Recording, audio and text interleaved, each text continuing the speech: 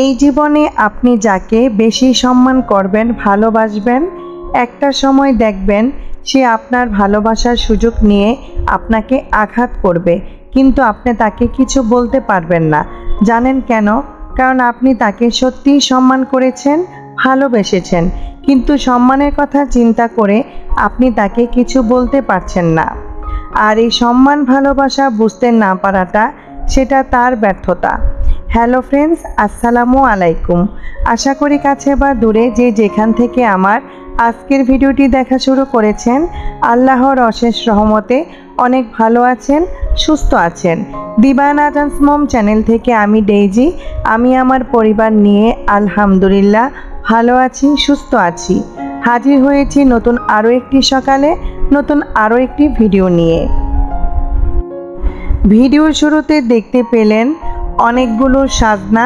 তো এই সাজনাগুলো আপনাদের ভাইয়া গাছ থেকে পেড়ে এনেছে।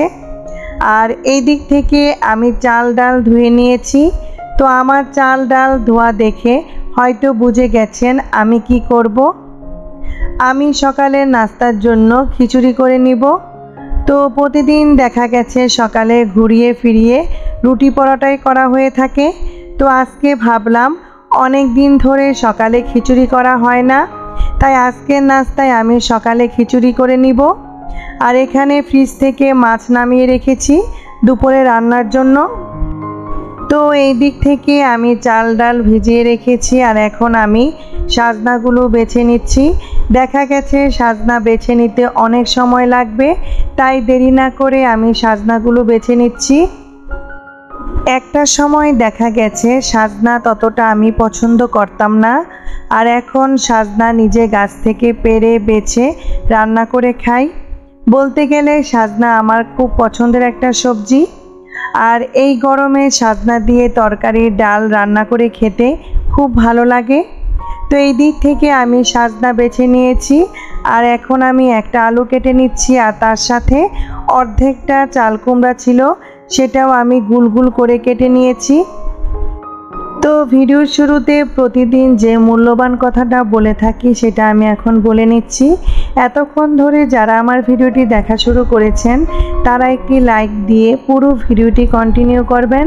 আর এখনও যারা আমার চ্যানেলটি ভিজিট করেননি, আমার ভিডিওর কোনো অংশ যদি আপনাদের কাছে ভালো লেগে থাকে, চাইলে আমার চ্যানেলটি ভিজিট করে আমার চ্যানেলের পাশে থেকে যেতে পারেন। আর যারা অলরেডি এই কাজটা করে নিয়েছেন তাদেরকে অসংখ্য অসংখ্য ধন্যবাদ। তো এরই মধ্যে আমি সব কুটা বাছা শেষ করে চলে এসেছি সকালের নাস্তা রেডি করে নিতে। তো আমি এখন খিচুড়িটা রান্না করে নিচ্ছি। তো খিচুড়িটা আমি সব ধরনের মশলা একসাথে দিয়ে তারপর মাখিয়ে রান্না করে নিয়েছি। আর এতে করে আমার কাছে খিচুড়ি রান্না খুব সহজ মনে হয়। দেখা গেছে সকালে আমার কাজের চাপ বেশি, আর সেই দিক থেকে চিন্তা করে মশলা কষিয়ে খিচুড়ি রান্না করার সময় আমার হাতে থাকে না। তো এরই মধ্যে আমি চাল ডালের সাথে সব ধরনের মশলা দিয়ে মাখিয়ে আর পরিমাণ মতো পানি দিয়ে খিচুড়ি রান্না করে নিচ্ছি। আর পাশের চুলায় আমি পটল ভাজি করে নিচ্ছি। দেখা গেছে অন্য সময় আমার ফ্রিজে বেগুন থাকে, কিন্তু যখন প্রয়োজন তখন থাকে না। আমার মনে হয় আমার মতো এমন সবার বাসায় হয়ে থাকে। তো বেগুন না থাকলে কি হবে, ফ্রিজে পটল ছিল, তাই আমি খিচুড়ির সাথে খাওয়ার জন্য পটল ভাজি করে নিচ্ছি, আর তার সাথে ডিম ভাজি। আর ওই দিন আমের আচার করে নিয়েছিলাম, সেটাও থাকবে খিচুড়ির সাথে। আর আচার থাকলে খিচুড়ির সাথে আমার আর তেমন কিছুই লাগে না। তো এই দিক থেকে আমি পটল ভাজি করে নিয়েছি, আর এখন ডিম ভাজিটা করে নিচ্ছি। আর এরই মধ্যে খিচুড়ি রান্না হয়ে গেছে। তো অফ ক্যামেরায় আমরা সবাই সকালে নাস্তাটা করে নিয়েছিলাম। আর মাশাআল্লাহ তাড়াহুড়োর মধ্যে খিচুড়ি রান্না করে নিলেও পটল ভাজির সাথে খিচুড়ি খেতে অনেক মজার হয়েছিল। আর এখন দেখতে পাচ্ছেন আমি বেসিনটা ধুয়ে নিচ্ছি। তো সকালে নাস্তা করার আগেই আমি বেসিনে হারপিক দিয়ে নিয়েছিলাম। তো এখন বেসিনটা পরিষ্কার করে নিচ্ছি।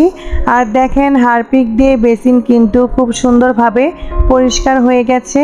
তো সকালে আমি একা হাতে অনেক কাজ করে নেই, আর আমার হেল্পিং হ্যান্ড সকালে আসে। তো সে আসার আগেই দেখা গেছে আমি বেসিন পরিষ্কার করে নিয়েছি। দেখা গেছে সে ঘর মোছার পর তখন বেসিন পরিষ্কার করার সময় চারদিকে পানি পড়ে জায়গাটা ভিজে যাবে, তাই হেল্পিং হ্যান্ড আসার আগেই দেখা গেছে বেসিন, সিন, তারপর বারান্দার গাছগুলোতে পানি দেওয়া এগুলো আমি করে নেই। তো এই দিক থেকে আমি বেসিনের উপরে যা কিছু ছিল সব কিছু পরিষ্কার করে ধুয়ে নিয়েছি, আর তার সাথে বেসিনের মিররটাও আমি মুছে নিয়েছি। আর এই ছিল বেসিন পরিষ্কার করার পর বেসিনের লুক।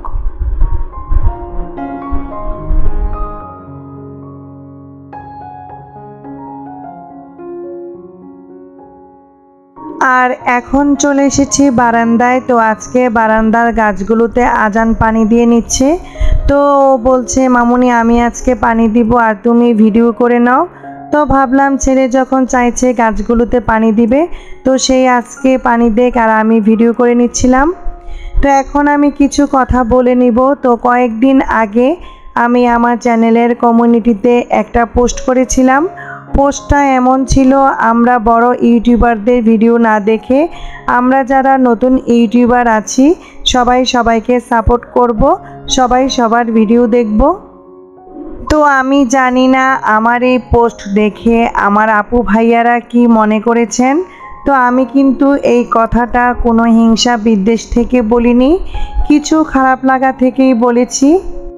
দেখা গেছে যেসব বড় ইউটিউবার আছে তাদের ভিউয়ার্স অনেক, তাদের সাবস্ক্রাইব 70K 100K বা এরও বেশি। তো তাদের ভিডিও যদি আমরা দেখি তারা আমাদের ভিডিও দেখে না আর কোনো রিপ্লাই দেয় না, কিন্তু তাদের ওয়াচ টাইম ঠিকই হচ্ছে। আর আমরা নতুনরা কি করি, বড় ইউটিউবারদের ভিডিও দেখি আর আশা করি ওনারা হয়তো আমাদের ভিডিও দেখবে, কিন্তু ওনারা নতুন ইউটিউবারদের ভিডিও দেখে না। দেখা গেছে আমাদের মতো 1000 ইউটিউবাররা যদি বড় ইউটিউবারদের ভিডিও না দেখি ওনাদের ভিউয়ার্স ঠিকই হবে, ওয়াচ টাইম ঠিকই হবে, কিন্তু 1000 ইউটিউবাররা যদি আমরা একে অন্যের ভিডিও দেখি সাপোর্ট করি তাহলে দেখা গেছে আমাদের সবার জন্য ভালো হবে। তো সেসব ভেবে আমি এই কথাগুলো বলেছিলাম। তো আমি সত্যি জানি না আমার এই কথা শুনে আপনারা কেউ কষ্ট পেয়েছেন কি না। যদি কষ্ট পেয়ে থাকেন তাহলে আমাকে ক্ষমা দৃষ্টিতে দেখবেন। তবে আমি শুধু এখানে আমার কথা না, নতুন সব আপু ভাইয়াদের কথা ভেবেই বলেছিলাম। তো যাই হোক, এই দিক থেকে আমি ঘরের সব টুকিটাকি কাজ করে দুপুরের জন্য রান্না করে নিচ্ছি। তো এরই মধ্যে আমি চাল কুমড়া ভাজি করে নিয়েছি আর এখন আমি সাজনা দিয়ে আলু দিয়ে মাছের ঝোল রান্না করে নিচ্ছি। আর আমি তেলাপিয়া মাছ দিয়ে এই তরকারিটা রান্না করে নিয়েছিলাম। আমি এর আগে যখন সাজনা দিয়ে তরকারি রান্না করতাম তখন ইলিশ মাছ দিয়ে রান্না করে নিয়েছিলাম, কিন্তু ফ্রিজে ইলিশ মাছ ছিল না, তাই তেলাপিয়া মাছ দিয়ে রান্না করে নিয়েছি। আর মাশাআল্লাহ তরকারিটা খেতে অনেক মজার হয়েছিল।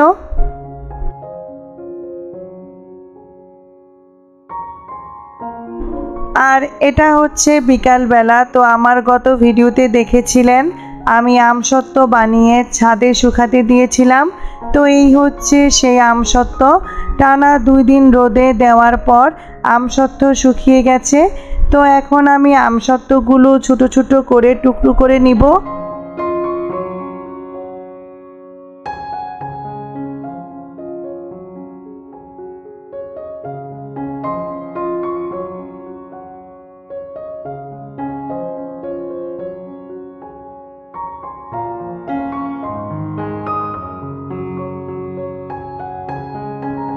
এরই মধ্যে আমি সাইজ মতো আমসত্ত্ব কেটে নিয়েছি আর এগুলো আমি বক্সে রেখে নিচ্ছি।